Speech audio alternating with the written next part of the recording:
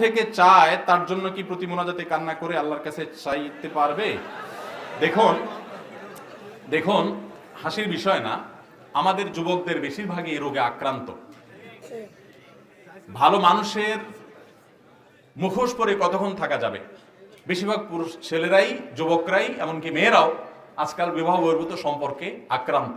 তো এই জন্য তারা মনে করে যে কোনো দোয়া দরুদ পড়লে বোধ হয় ওই ব্যবস্থা হয়ে যাবে।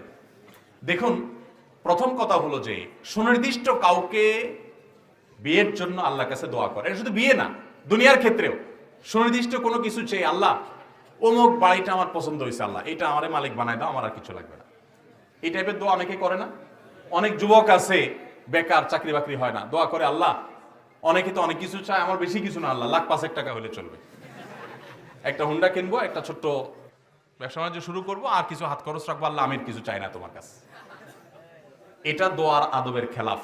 এরকম নির্দিষ্ট করে আল্লাহর কাছে চাওয়াটা দোয়ার আদবের এই জাতীয় বিষয়গুলোতে বিশেষ করে। কারণ আপনি আল্লাহ তাআলার কাছে চাইবেন শান্তি। আল্লাহ শান্তি কি 5 লাখ টাকা দিবা, না 5 কোটি টাকা দিয়ে দিবা, না 500 টাকা দিবা, তুমি জানো, আমি তোমার কাছে শান্তি চাই। আমাদের নবী করিম সাল্লাল্লাহু আলাইহি সাল্লামের এত দোয়া, প্রতিটা পদে পদে তিনি দোয়া করতেন, কিন্তু একটা দোয়াও আজ পর্যন্ত আমি অন্তত পাই নাই যে দোয়া তিনি তো আল্লাহর কাছে পেশ করেছেন, আল্লাহুম্মা ইন্নী আসআলুকা কাসরাতাল আমওয়ালি ওয়াল আরাদি, আল্লাহ তোমার কাছে অনেক টাকা পয়সা, অনেক জমি জমা চাই, এরকম দোয়া নবী সাল্লাল্লাহু আলাইহি ওয়াসাল্লাম কখনো।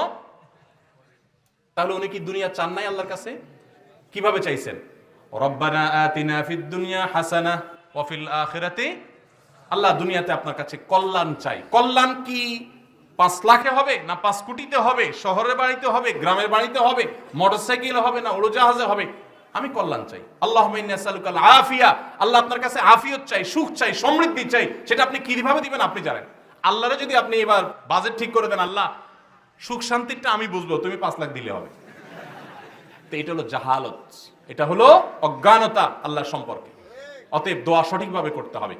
নির্দিষ্ট কাউকে যদি আপনার মনে হয় দিনদারিতার কারণে যে সে বা তার পরিবার দিনদার, তাদের হলে ভালো হয়, তাহলে দোয়া করেন, আল্লাহ যদি কল্যাণ হয় আপনি সহজ করে দেন, অকল্যাণ হলে আপনি দূর করে দেন। এটা হলো দোয়ার আদব।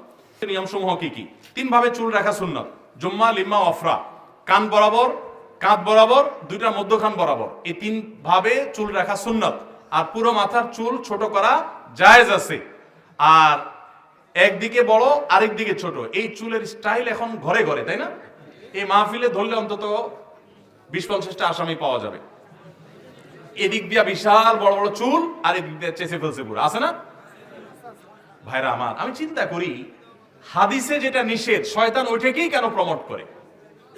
আপনারা অনেকে জানেন না হয়তো, নবী সাল্লাল্লাহু আলাইহি সাল্লাম কাযা করতে নিষেধ করেছেন। কাযা মানে হলো মাথার এক পাশে চুল আছে, আরেক পাশে চেঁচে ফেলছেন।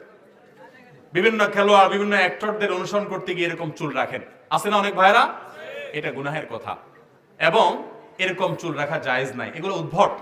আপনি চুল যদি রাখতে চান, একটা মার্জিত সিস্টেমে পুরো মাথার চুলকে একরকম করেন, কোথাও একটু বড় ছোট হতে পারে হালকা এদিক সেদিক, কিন্তু একদিক দিয়ে আস্ত চুল রাখলেন, আরেক দিক দিয়ে চেঁচে ফেলছেন, এদিক দিয়ে আবার জুটি লাগিয়ে দিয়েছেন মেয়েদের মতো, এদিক দিয়ে আবার চেঁচে ফেলছেন।